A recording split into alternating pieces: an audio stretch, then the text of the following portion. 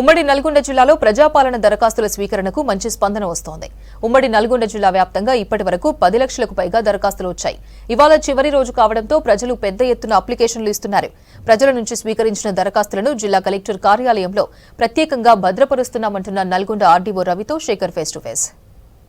ఈ రోజు ప్రజాపాలనకు సంబంధించిన దరఖాస్తుల స్వీకరణ చివరి రోజు కావడంతో అందరూ కూడా క్యూ లైన్ కడుతున్నారు. 8 గంటల నుంచి సాయంత్రం 5 గంటల వరకు గ్రామానికి సంబంధించి ఒక్కొక్క విలేజ్ని ఒక్కొక్క రోజు ఎంచుకుంటున్నారు అధికారులు. దానిలో భాగంగా దరఖాస్తుల స్వీకరణ కొనసాగుతుంది. ప్రస్తుతం మనం నల్గొండ జిల్లా కనగల్ మండలం చర్లగౌరారం గ్రామంలో ఉన్నాం. ఇక్కడ పెద్ద ఎత్తున గ్రామస్తులందరూ కూడా తమకు కావలసిన ఏవైతే ప్రభుత్వం నుంచి లబ్ధి పొందాలనుకుంటారో దరఖాస్తులు మొత్తం కూడా ఫిల్ చేసి అధికారులకు ఇస్తున్నారు. ఒకసారి ఉమ్మడి నల్గొండ జిల్లాకు సంబంధించి 28వ తేదీ నుంచి ఇప్పటి వరకు కూడా ఎన్ని దరఖాస్తులు ఒకసారి చూద్దాం. ఉమ్మడి నల్గొండ జిల్లాకు సంబంధించి 3 జిల్లాలు ఉంటాయి. నల్గొండ, యాదాద్రి, సూర్యాపేట జిల్లాకు సంబంధించి నల్గొండ జిల్లాలో ఇప్పటి వరకు 5,04,883 దరఖాస్తులు స్వీకరించారు. సూర్యాపేట జిల్లాకు వచ్చేటప్పటికి 3,21,932 దరఖాస్తుల స్వీకరణ జరిగింది. ఇంకా యాదాద్రి జిల్లాకు వచ్చేటప్పటికి 2,17,862 దరఖాస్తులను స్వీకరించారు. మొత్తం కూడా 10,44,677 దరఖాస్తులు ఇప్పటి వరకు కూడా అధికారులకు అందినాయి నిన్నటి వరకు. ఈ రోజు చివరి రోజు కావడంతో ఈ రోజు పెద్ద ఎత్తున అందరూ కూడా ఎవరైతే ఏ గ్రామాల్లో అయితే ప్రజాపాలనకు సంబంధించి కార్యక్రమం పెట్టారో అక్కడ పెద్ద ఎత్తున అందరూ కూడా క్యూ లైన్ కట్టారు. ప్రస్తుతం మనం చర్లగౌరారంలోని ఉన్నాం. ఇక్కడ మెజిస్ట్రేట్ ఉన్నారు మనతో పాటు. ఒకసారి మాట్లాడదాం సార్. ప్రజాపాలనకు సంబంధించి దరఖాస్తుల స్వీకరణ ఎట్లా జరుగుతుంది? ప్రజాపాలనకు సంబంధించి పెద్ద ఎత్తున ప్రజల నుంచి స్పందన అనేది ఉంది. గత ఎన్నో సంవత్సరాలుగా వాళ్ళు ఎదురు చూస్తున్నట్టు ముఖ్యంగా ఇండ్ల గురించి కానీ రేషన్ కార్డుల గురించి కానీ వీటి గురించి పెద్ద ఎత్తున అప్లై చేసుకోవడం జరుగుతూ ఉంది. ఇప్పటివరకు దీనికి నల్గొండ కాన్స్టిట్యున్సీకి సంబంధించి ఆర్డీఓ నల్గొండగా నన్ను స్పెషల్ ఆఫీసర్గా కలెక్టర్ గారు అపాయింట్ చేయడం జరిగింది. దానిలో భాగంగానే అన్ని ముఖ్యంగా కాన్స్టిట్యున్సీ పరిధిలో ఉండేటువంటి కనగల్, తిప్పర్తి, నల్గొండ మండలాల్లో ఈ లాస్ట్ రోజు ఏ విధంగా అప్లికేషన్లు తీసుకుంటున్నారు అనేది, ఏమైనా ఇబ్బందులు ఉన్నాయనే విషయంలో అన్ని మండలాలు కూడా విజిట్ చేయడం జరుగుతుంది. ఎక్కడ కూడా ప్రజలు ప్రశాంతంగా తమకు అవసరమైనటువంటి దరఖాస్తులన్నీ కూడా అధికారులకి ప్రశాంతంగా ఇవ్వటం జరుగుతుంది. ఇప్పటివరకు నల్గొండ కాన్స్టిట్యున్సీలో 73,922 అప్లికేషన్లు అనేది రావటం జరిగింది. ఈరోజు కూడా మోస్ట్లీ ఇంకా 10-12 వేల దరఖాస్తులు కాన్స్టిట్యున్సీలో వస్తాయని ఎక్స్పెక్ట్ చేస్తూ ఉన్నాం. జిల్లా కలెక్టర్ గారి యొక్క ఆదేశాల మేరకు నిన్నటి నుంచే వీటి యొక్క డాటా ఎంట్రీ అనేది కూడా స్టార్ట్ అయింది.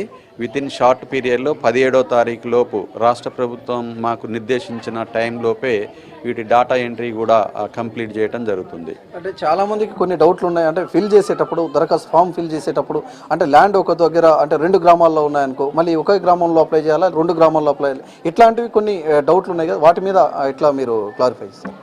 అయితే వాళ్ళు పాస్బుక్లు ఇది మనకి స్టేట్ వైడ్గా డాటా ఎంట్రీ అందుబాటులో ఉంటుంది. కాబట్టి వాళ్ళు ఒకే విలేజ్లో అప్లై చేసినా కానీ వాళ్ళ పాస్బుక్ల మేరకు ఆ ల్యాండ్ డీటెయిల్స్ అనేది డిస్ట్రిక్ట్ కలెక్టర్ గారి యొక్క లాగిన్లోకి వస్తాయి. వాటిని పరిగణలోకి తీసుకోవచ్చు.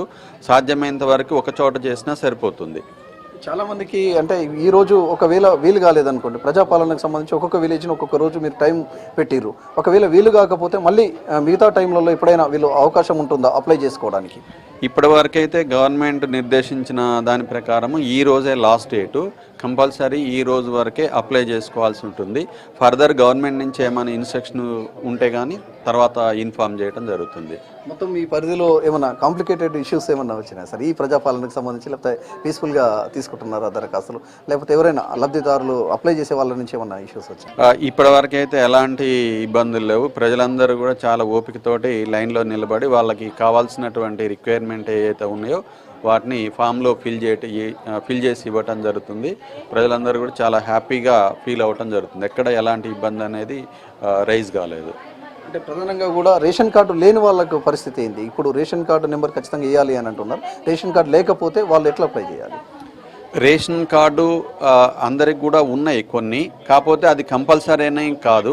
ఆధార్ నెంబర్ ఎక్కడైతే ఉంటుందో వాళ్ళకి రేషన్ కార్డు లేనప్పుడు ఆధార్ కార్డు నెంబర్ తోటి వాళ్ళు అప్లై చేసుకుంటే సరిపోతుంది. ఇది ఓవరాల్గా ఈ రోజు నుంచి అంటే ఈ రోజు వరకు చివరి రోజు కావడంతో పెద్ద ఎత్తున వస్తున్నారు. ఎక్కడ కూడా ఎలాంటి ఇబ్బంది లేకుండా పెద్ద ఎత్తున దరఖాస్తుల స్వీకరణ అయితే జరుగుతుంది. ఇప్పటి వరకు జరిగిన ఏవైతే 10 లక్షలకు పైచిలకు దరఖాస్తులు వచ్చినాయో దాంట్లో ప్రధానంగా కూడా ఇండ్లకు సంబంధించి పెన్షన్కి సంబంధించి అధికంగా అప్లై చేసుకుంటున్నట్లు కూడా అధికారులు వెల్లడించారు. ఇంకా ఈ రోజు సాయంకాలం కల్లా ఇంకా పెరిగే అవకాశం ఉంది. ఓవరాల్గా మాత్రం ఈ రోజుతోటి ఏవైతే దరఖాస్తులు మొత్తం తీసుకున్నామో వాటన్నిటిని కూడా డేటా ఎంట్రీ ఆపరేటర్కి ఇస్తాము. అదంతా కూడా పూర్తిగా కంప్యూటర్లో పొందుపరిచిన తర్వాత వాళ్ళకి సంబంధించిన డేటా బేస్డ్ వాళ్ళకి ఏవైతే అప్లై చేశారో వాళ్ళకి అందరికీ కూడా లబ్ధిదారులకు లబ్ధి పొందే విధంగా అధికారులు చూసుకుంటారని చెప్పేసి చెప్పుకొస్తున్నారు ఆర్డీఓ. కెమెరా పర్సన్ రఘుతో శేఖర్, V6 న్యూస్, నల్గొండ జిల్లా.